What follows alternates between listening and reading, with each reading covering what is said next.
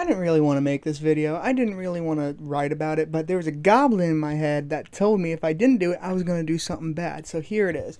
Here it is. Here is that video. Tonight, on a very special Clone High.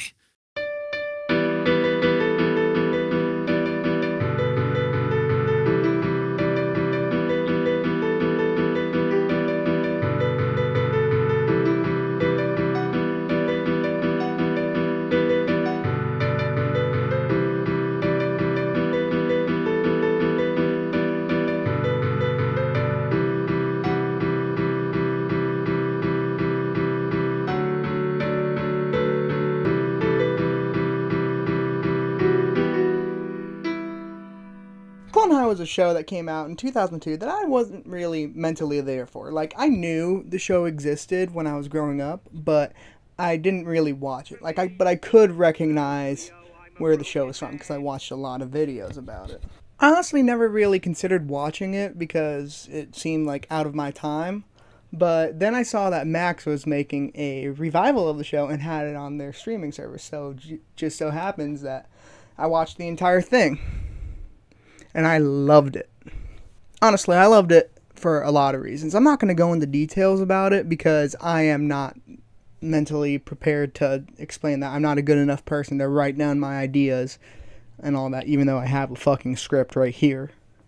But what I am going to do is I am going to go through a list of bullet points that I think are really funny for the show and reasons that I like it. So here we go.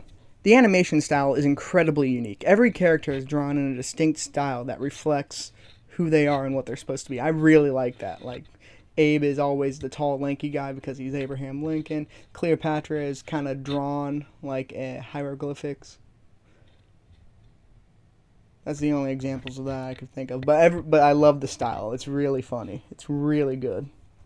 The idea itself is pretty fucking sweet, too. Like, a group of all the famous world leaders in history who are just all in the same high school. That's pretty awesome to think about for, like, a show. It's pretty funny. Gandhi. Don't need nothing more about it. Just straight up Gandhi.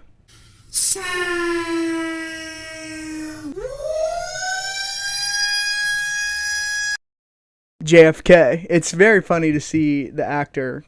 What's his name? Chris Miller. Yeah, Chris Miller voiced JFK. It's really funny to hear some of the jokes he says. I'll play a couple now. Let's all go swimming in my pool.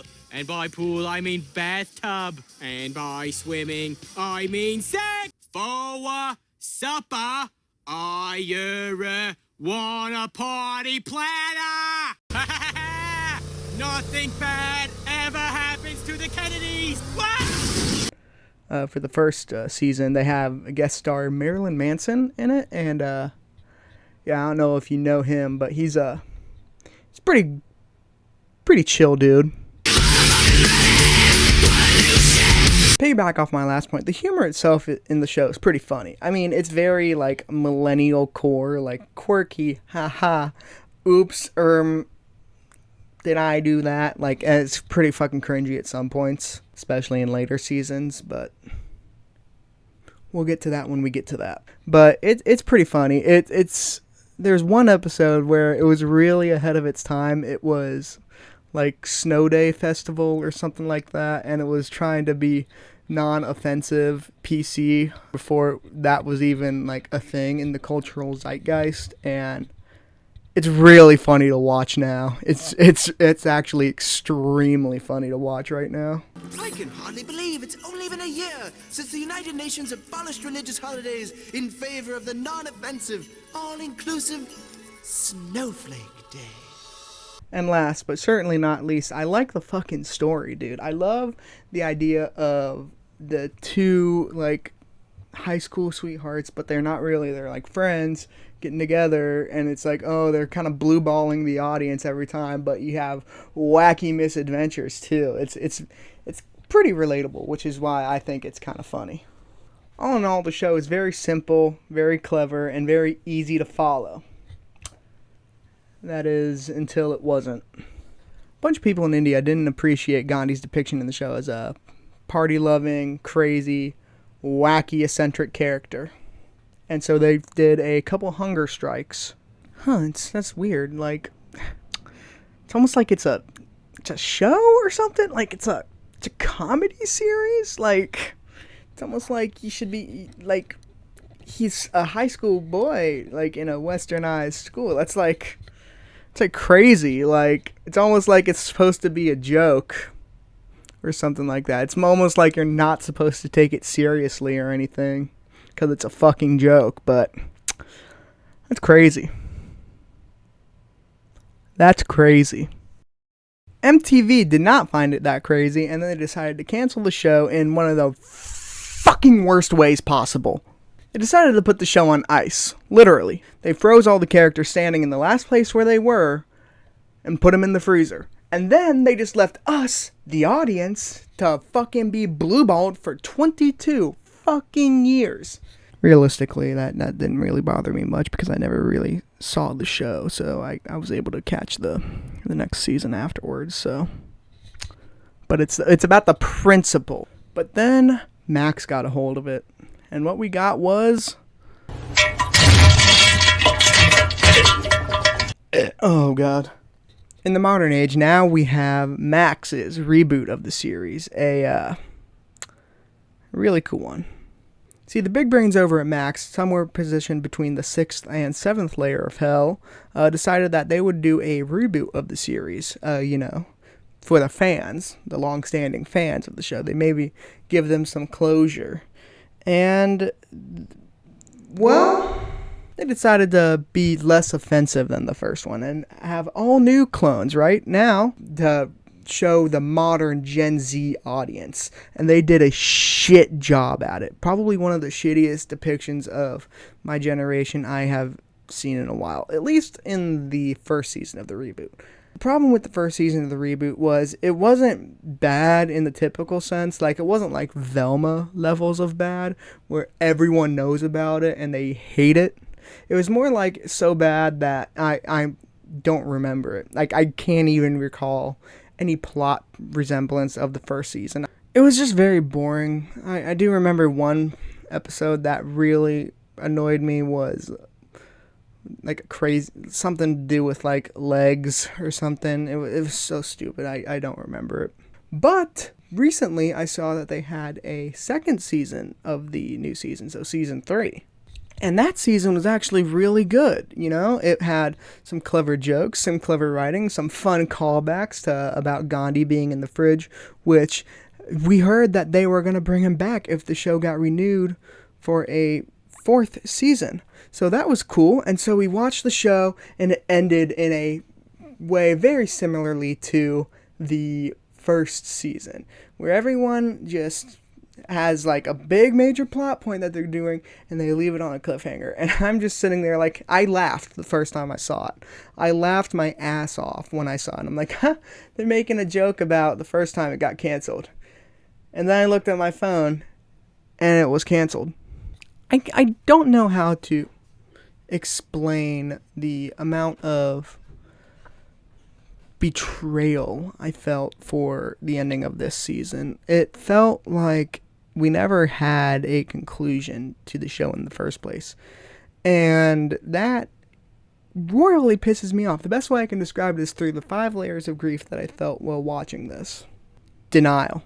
First, I saw the episode and I laughed. The ending of the episode, I laughed. I laughed extremely hard. I thought it was so funny. And then I'm like, oh, they wouldn't be that serious about having a ending it on like that again.